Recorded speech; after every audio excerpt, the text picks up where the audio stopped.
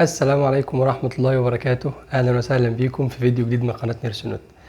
النهاردة إن شاء الله هنتكلم عن الجزء الثاني في الميكانيكال فنتليتور. اتكلمنا الجزء اللي فات عن البارامترز أو الحاجات اللي بتبقى موجودة على الشاشة بتاع جهاز التنفس الصناعي، تمام؟ ودي معناها إيه وكل واحدة معناها إيه وإيه النورمال رينج بتاعها، تمام؟ وبنظبطها إزاي. النهارده هنتكلم عن المودز او ايه المودز او الحاجات اللي انت ممكن الانظمه اللي انت ممكن تظبطها للمريض بتاعك على جهاز التنفس الصناعي. كمان هنتكلم عن مين الناس اللي محتاجه تنفس صناعي اصلا، يعني انت مين المريض اللي انت محتاج تحطه على جهاز تنفس صناعي. الفيديو النهارده هيبقى مكعبل شويه، فلو مش مركز قوم اعمل كوبايه شاي، وقف الفيديو وتعالى اتفرج معايا. قبل ما تتفرج اعمل سبسكرايب ولايك، ويلا نبدا الفيديو مع بعض. اول حاجه هنتكلم فيها الانديكيشن، مين الناس اللي المفروض نحطها على جهاز تنفس صناعي. اول حاجه الناس اللي عندها ريسبيراتوري فيلير، اللي عندها مشاكل في التنفس، تمام؟ المشاكل اللي في التنفس دي بنعرفها عن طريق ايه؟ في حاجه اسمها SaO2، دي اللي هي الاوتو ساتوريشن. لان انت عارفين لما بنحط اللي هو البلس اوكسيمتر لما بنوصله للمريض، تمام؟ النورمال رينج بتاعه من 95 ل 100، 95 لايه ل 100. بعد كده لو حطينا البلس ده ولقينا المريض اللي قدامي الساتوريشن بتاعه اقل من 60، تمام؟ بس يكون الساتوريشن او البلس المحطوط كويس، مظبط كويس، فانت شايف ان المريض قدامك ساينوزد، في كلينيكالز موجود عليه وفي علامات موجوده عليه، فالساتوريشن بتاع المريض ده اقل من 60، ففي الوقت ده المريض يبقى محتاج يتحط على جهاز تنفس صناعي. بعد كده لو انت سحبت مثلا المريض ABG او المريض اللي موجود عندك سحبت له ABG، هتبص على BaO2 اللي هي نسبه الاكسجين او نسبه تشبع الدم بالاكسجين، تمام؟ هيبقى لو هي النسبه دي اقل من 50 يبقى المريض ده في الوقت ده محتاج ان هو يتحط على جهاز تنفس صناعي. طيب لو في نسبه BaCO2 دي اعلى من 50 او ثاني اكسيد الكربون عالي عنده، فالمريض ده محتاج يتحط على جهاز تنفس صناعي. طيب لو الBH بتاعه المريض اللي عندي اقل من 7.25، عارفين ان الطبيعي بتاعها 7.35 ل 7.45، تمام؟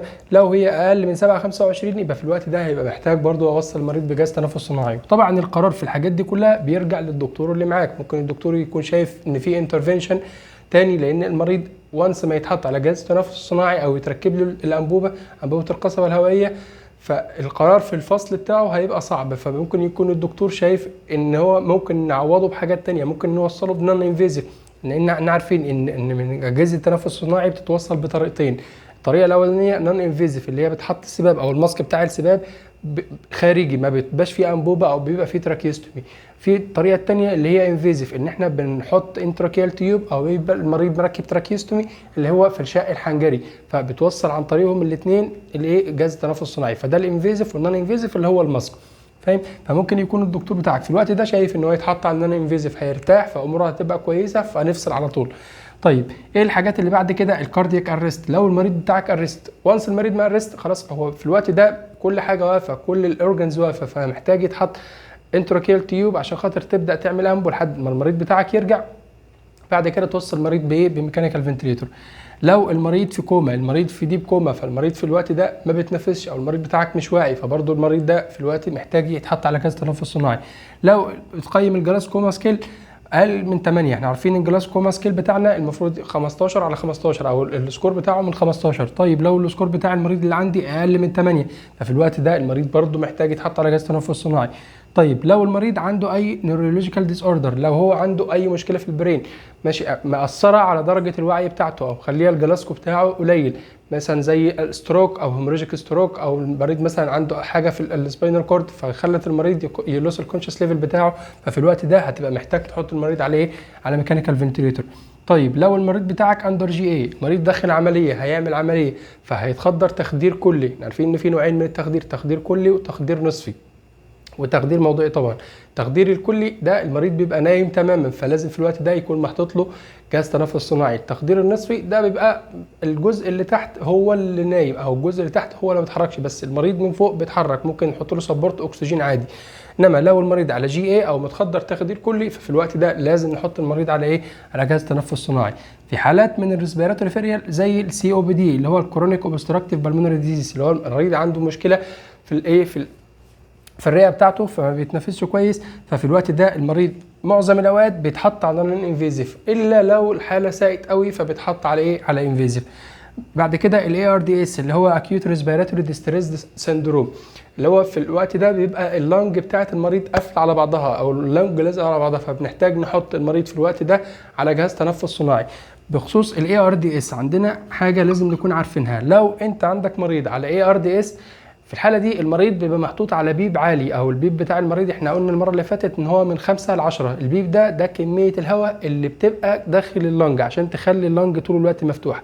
ففي حاله الاي ار دي اس اصلا المريض اللنج بتاعته لازقه في بعضها، فهنا بنحط المريض على بيب عالي. البيب بتلاقي مثلا فوق 10، بتلاقي البيب بتاع المريض 12 13. ففي الوقت ده لما تيجي تفصل مريض وانت بتعمل سكشن، وده هنتكلم عليه في الجزء اللي جاي ان شاء الله احنا ازاي بنعمل سكشن، فبس المعلومه خلينا نبقى فاكرينها هنا بخصوص الاي ار دي اس. لما تيجي تعمل سكشن للمريض ده بنعمل بطريقتين. اول طريقه ان هو يبقى فيه كلوزد سكشن. كلوزد سكشن ده بيبقى زي انبوبه متوصله في جهاز الفنتليتور وفي الانتراكيال تيوب، بتسكشن من خلالها بدون ما تفصل الفنتليتور من على المريض. ده الطريقه الاصح طبعا، بس المشكله ان مش كل المستشفيات متوفر فيها موضوع الكلوزد سكشن. طيب ايه الحل؟ ايه افصل المريض ازاي؟ او انا محتاج اسكشن للمريض مثلا دلوقتي ضروري، فانا اعمل ايه؟ في حل. الحل الثاني انك تبدا اول حاجه تقلل البيب بتاع المريض، تقلل البيب شويه بتاع المريض، تخليه اقل من 10. بعد كده تدي للمريض 100% اكسجين. 100% اكسجين بيبقى فيه زرار في جهاز الفنتليتور مكتوب عليه 100% O2، فبتدوس على الزرار ده، مجرد الزرار ما يفصل تفصل المريض. السكشن لا يتعدى ال 10 ثواني، يعني انت في وقت ما بتعمل السكشن ما تتعديش ال 10 ثواني، تحاول تخلص بسرعه على قد ما تقدر، بحيث المريض اللنج بتاعته ما يحصلش فيها مشكله تاني. مجرد ما خلص توصل الفنتليتور ترجع البيب زي ما كان تاني. تمام، يبقى احنا كده اتكلمنا في موضوع الاي ار دي اس. بعد كده البلمونري ايديما. البلمونري ايديما زي ما احنا عارفين ان بتبقى ميه في الرئه، بتخلي المريض بتاعنا ما بيتنفسش كويس او ما بياخدش النفس بالصوره الطبيعيه. ففي الوقت ده معظم المرضى في الاول لو لسه الموضوع لسه لحقه في الاول بيتحط على نان انفيزيف اللي هو ماسك سباب. تمام، بعد كده بتسيب المريض مع اللازكس ومع الحاجات اللي بتخلي البلاد بريشر بتاعه يقل، فيبدا المريض يتحسن. طيب لو ما تحسنش فبتضطر تحطه على جهاز تنفس صناعي انفيزيف او تحط له انتراكيال تيوب. يبقى كده عرفنا ايه الانديكيشن او مين الحالات اللي بتبقى محتاجه جهاز تنفس صناعي. تمام، نيجي بعد كده على المودز. لو مش مركز معايا وقف الفيديو دقيقه وبعد كده رجع شغل فيديو تاني، بس ما تنساش تعمل سبسكرايب وتعمل لايك وكومنت ان شاء الله في اخر الفيديو. تمام، خلينا نكمل المودز بتاع الفنتليتور. اول حاجه لازم نكون عارفينها ان في حاجتين، فوليوم سايكل وبريشر سايكل. ده حاجتين موجودين في جهاز التنفس الصناعي. يعني ايه فوليوم سايكل ويعني ايه بريشر سايكل؟ هنا الفنتليتور بتاعي او المود اللي انا بحطه على الفنتليتور بثبت له تايدال فوليوم. يعني انا هنا بدي للمريض، انا عايز ادي للمريض مثلا كميه هواء معينه، عايز ادي له 500، عايز ادي له 500 لتر، بحيث ان التايدال فوليوم او الحجم بتاع الهواء الكميه اللي داخله للمريض تبقى ثابته. المتغير عندي هنا بيبقى البريشر اللي هو البي اي بي. تمام، ده الايه المتغير. التايدال فوليوم زي ما قلنا ثابت، والايه والمتغير هو ايه البريشر. نيجي في البريشر هنا بنبقى مثبتين البريشر، بنبقى عايزين الهواء اللي يدخل للمريض يدخل بضغط معين، عشان مثلا عايزين نفتح الرئه، في مشكله في الرئه فعايزينها الثانيه مفتوحه، فيبقى هنا الثابت بتاعي البريشر او الضغط اللي بيدخل الهواء جوه الرئه هو اللي ثابت. تمام، المتغير عندي هو التايدال فوليوم او هو كميه الهواء اللي هتدخل، هي دي اللي متغيره. يبقى في الفوليوم اللي ثابت التايدال فوليوم او الكميه اللي داخله، المتغير هو البريشر. في البريشر اللي ثابت هو البريشر. تمام، المتغير هو التايدال فوليوم او كميه الهواء اللي هتدخل جوه الرئه. طيب خلصنا من دول، نيجي بقى على المودز اللي بتبقى موجوده على جهاز التنفس الصناعي. هنقسمهم لثلاث حاجات. هنقسمهم لايه؟ لثلاث حاجات. ركز معايا عشان اللي جاي هيبقى شويه كعبل، فخليك مركز معايا. اول حاجه هنقسمهم لفنتليتور او الجهاز نفسه، ده هو اللي متحكم. بعد كده الحاجه الثانيه تبقى فنتليتور والبيشنت، هيبقى في مساعده، المريض بياخد نفسه والفنتليتور مع المريض بيساعده. اخر حاجه اللي هي البيشنت، المريض بس هو اللي متحكم. يبقى عندنا ثلاث حاجات، الفنتليتور او الجهاز هو اللي متحكم، هنا الفنتليتور والمريض الاثنين مع بعض، هنا البيشنت لوحده. طيب خلينا ناخد كل واحده ونشوف ايه اللي تحتها. اول حاجه الفنتليتور، هنا دي بتتحط على المريض لما يكون المريض كوماتوز، المريض مش هيساعدك باي حاجه او مش هيساعد باي حاجه مع الفنتليتور، فهنا بنخلي الفنتليتور هو المتحكم في كل حاجه، هو المتحكم في التايدال فوليوم، هو المتحكم في الريسبيراتور ريل، هو المتحكم في البريشر، كل حاجه الجهاز هو اللي بيعملها، المريض ما بيعملش اي حاجه خالص. وهنا المريض في الغالب بيبقى يا سيديتد يا اما في كوما او الجلاسكوما سكيل بتاعه قليل، ففي الوقت ده بنخلي الفنتليتور. ده المود اللي فيه بيبقى اسمه CMV. ده الابريفيشن اللي هتلاقيه موجود على جهاز التنفس. CMV ده معناه ايه؟ CMV continuous او controlled mandatory ventilation.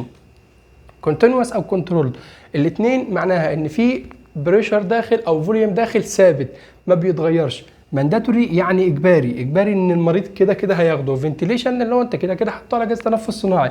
يبقى هنا عرفنا ان هو كونتينيوس او كنترول، حاجه ثابته او حاجه داخله مستمره طول الوقت، واجباريه ان المريض هياخدها. لو المريض مثبتين البريشر هيبقى BCV، لو مثبتين الفوليوم هيبقى VCV. تمام. ده الفايده منه ايه؟ او CMV ده الفايده منه ايه؟ ان هو الانسبيريشن تايم بتاعه او الانسبيريشن تايم اللي المريض بياخد فيها النفس او الجهاز بيدي النفس فيها للمريض بيبقى اكتر من الاكسبيريشن تايم، فبيقلل اللنج انجري، بيخلي المريض مرتاح، او بيدي للمريض اكسجين فبيخلي المريض بتاعي مرتاح. تمام. مشكله CMV ده ايه؟ ان هو لو التيوبه فيها اي اوبستراكشن او لو في اي اوبستراكشن موجوده في التيوب، فده لما تيجي مثلا الهواء بيتزق فيجي يدخل من الايروي بتاعه ففي اوبستراكشن سده، فالهواء كله ما بيدخلش للمريض. فده المشكله بتاعته او دي ديس ادفانتج اللي هي العيوب بتاعه الايه؟ بتاعه المود ده، ان هو لو في اير ريزيستنت فالهواء ما بيدخلش كله، او كميه الهواء اللي المفروض تدخل اللي احنا مثبتينها ما بتدخلش كلها. تمام. يبقى ده عرفنا اللي هو ايه؟ لو الفنتريتور هو اللي متحكم. طيب لو الفنتريتور مع البيشنت او الاثنين مع بعض، تمام، هنا في مودين لازم نكون عارفينهم كويس. اول حاجه الاي سي في اسيستد كنترول فنتيليشن. اسيستد يعني بيساعد المريض، كنترول متحكم لان احنا برضو مثبتين، وفنتيليشن اللي هو الايه؟ اللي هو جهاز التنفس الصناعي. هنا المريض بيبدا النفس، هنا في الاي سي في ده لازم المريض بتاعك هو اللي يبدا النفس. تمام. وبعد كده الجهاز بيكمل. في الاي سي في بمعنى ايه؟ خلينا نشوف مثلا لو دي الرسمه، هتلاقي المريض بيبدا النفس، بيبدا ياخد النفس، وبعد كده لو هو محطوط على المده هتلاقي الاي سي في بيكمل بقيه النفس ويعمل اكسبيريشن. يبقى هنا المريض بدا، تمام، هنا الجهاز بيكمل، بعد كده بيعمل اكسبيريشن، بعد كده ترجع تاني المريض يبدا، الجهاز يكمل ويطلع اكسبيريشن. عرفنا كده؟ يبقى في الاي سي في المريض بيبدا النفس وبعدين الجهاز بيكمل الانسبيريشن بتاعه، وبعد كده بيكمل الاكسبيريشن ويرجع المريض ياخد نفس تاني. تمام. يبقى عرفنا الاي سي في ده. مشكله الاي سي في التاكيبنيا. لو المريض اللي عندي تاكيبنيا لاي سبب، سواء في ستريس، سواء في بين، سواء في فيفر، اي سبب خلى المريض يبقى تاكيبنيا، مشكلته بقى في الوقت ده ان هو معتمد على ان المريض بيبدا وهو يكمل، المريض يبدا وهو يكمل. فالمريض لو النفس بتاعه زياده فهتلاقي هو بيزق المريض كتير فيعمل هايبر فنتيليشن. فيعمل ايه هايبر فنتيليشن؟ يعني المريض بيبدا وهو يكمل، يبدا وهو يكمل، يبدا وهو يكمل كده، فهتلاقي بيعمل هايبر فنتيليشن او بيدي نفس زياده للمريض. فده مشكلته. طب ايه الحل بتاعه؟ ايه الحل من الهايبر فنتيليشن؟ يا اما ندي للمريض سيديشن او ان احنا نريح المريض، يا اما نقلبه على المود اللي بعده اللي هو SIMV. ايه هو SIMV؟ اللي هو Synchronized Intermittent Mandatory Ventilator. Synchronized يعني الجهاز هنا بيعمل تزامن. الجهاز بيعمل ايه؟ بيعمل تزامن ما بين ايه؟ ما بين النفس بتاع المريض وما بين الجهاز. طيب هنا ازاي او بيحصل ايه في SIMV؟ هنا المريض بياخد نفسه براحته، سواء المريض خده بالراحه او سواء المريض خد النفس بتاعه جامد او ايا كان الوضع اللي المريض هياخد النفس فيه. فهنا الجهاز بيسيب المريض ياخد نفسه براحته خالص. بس لو المريض بطل ياخد نفسه، تمام، يبدا الجهاز يدي. طيب المريض رجع ياخد نفسه تاني، الجهاز يوقف. فهنا مش زي ده. هنا الجهاز كده بيدي للمريض، او في كده الاوضاع هو مجرد المريض ما يبدا النفس الجهاز بيكمل له بقيه النفس، بيساعده. تمام. هنا لا، الجهاز بيسيب المريض خالص ياخد نفسه. تمام.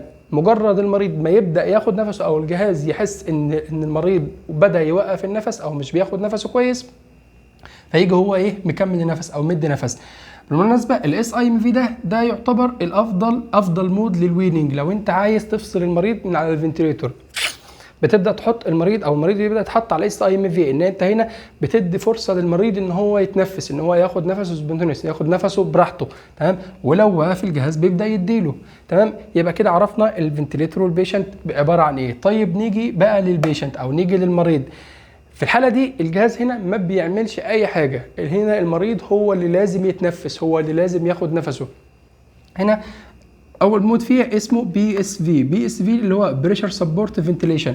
بندي بريشر، تمام، بيساعد مع المريض، تمام. بس هنا المريض لازم يبدا النفس، تمام، وهو يساعد وقت الانسبيريشن. يعني المريض بيبدا ياخد النفس، تمام، ده بيزق معاه وقت الانسبيريشن، بس ما بيديش للمريض اي حاجه، هو بس بيعمل بريشر للنفس اللي المريض بياخده، تمام. هنا المريض هو المتحكم في التايدال فوليوم، المريض هو المتحكم في الكميه اللي هو ياخدها قد ايه، هو المتحكم في الريسبيراتور ريت. الجهاز ملوش اي علاقه بحاجه غير ان هو بس بيساعد وقت الانسبيريشن. ده في المود اللي هو البي اس في.